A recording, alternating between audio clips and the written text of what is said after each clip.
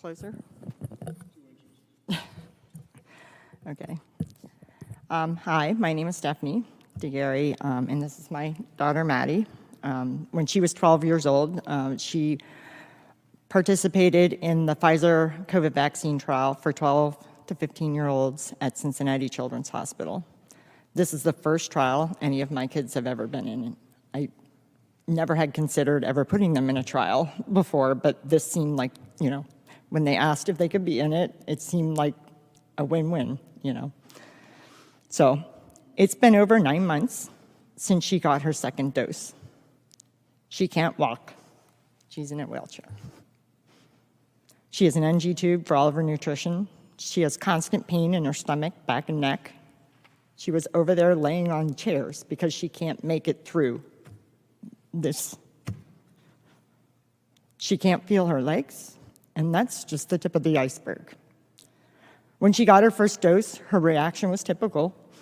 She had fever, body aches, and fatigue, and it went away in a couple days.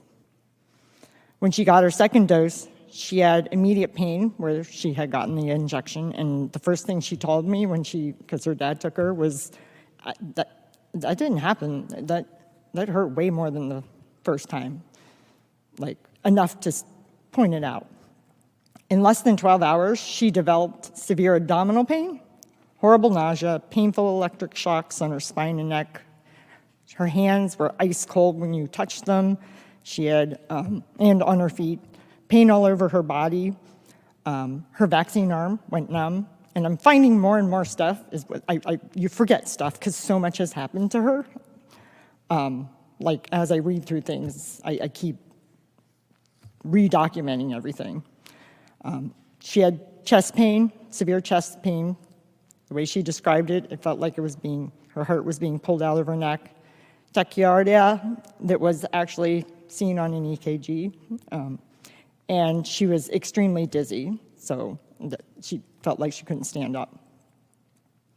So those were her reactions. I just want to walk through, give you everybody a better idea of what happens in a trial, because I did not know. My kids have never been in a trial before. So I went in trusting the drug companies, the FDA, CDC, the hospital where the trial was held, Cincinnati Children's, a very reputable hospital. So when you enter the trial, everybody uses a trial app, and there are slides, and they'll be available later so that you can see more detail.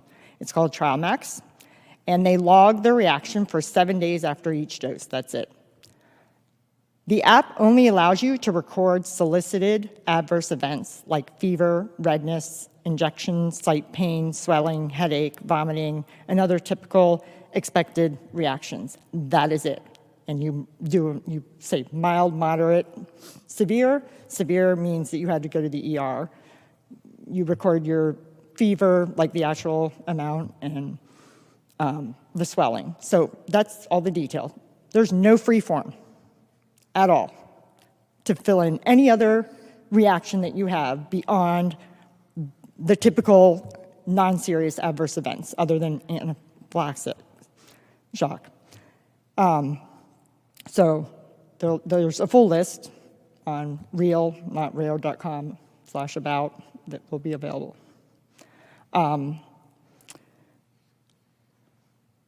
What you have to do if you have any other type of adverse event is you have to call the study doctor or the principal investigator.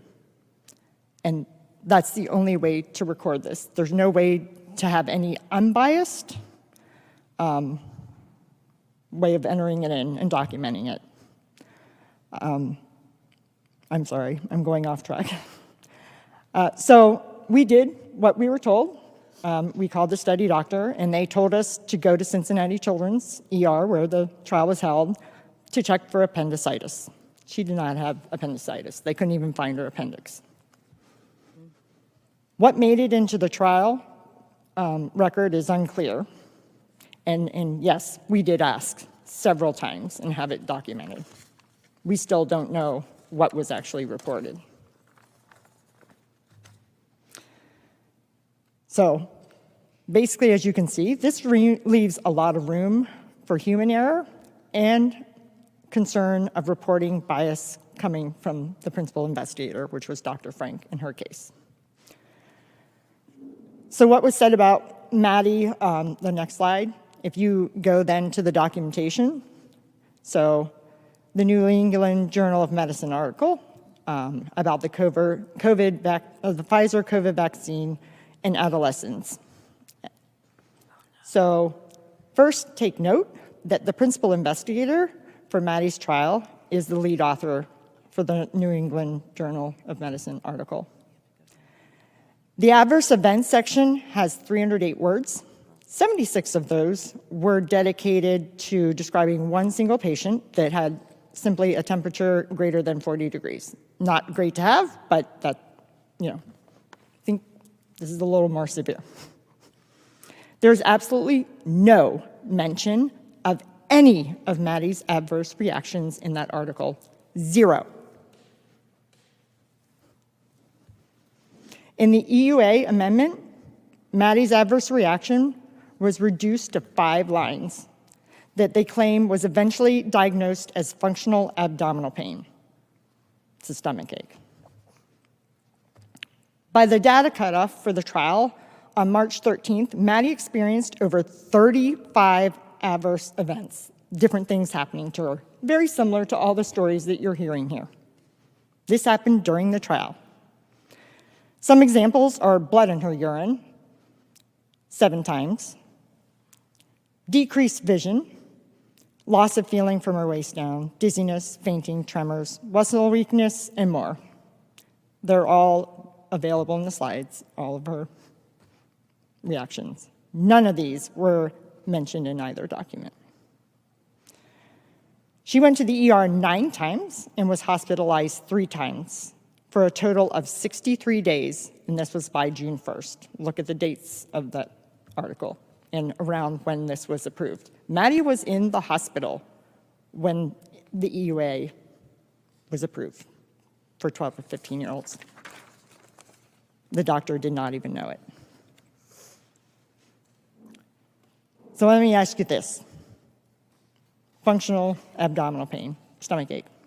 Does your child, when they have a stomach ache, does that put your child in a wheelchair? Does your child's stomach ache require a feeding tube?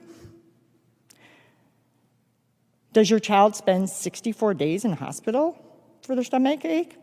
If they did a urine test when they have a stomach ache, would there be blood in their urine? I don't think so. I thought that Maddie would be in the best hands possible in the rare chance she has a severe reaction. That was not the case. They did everything in their power to hide everything that happened to her. And that is why this is happening to all these other people and kids.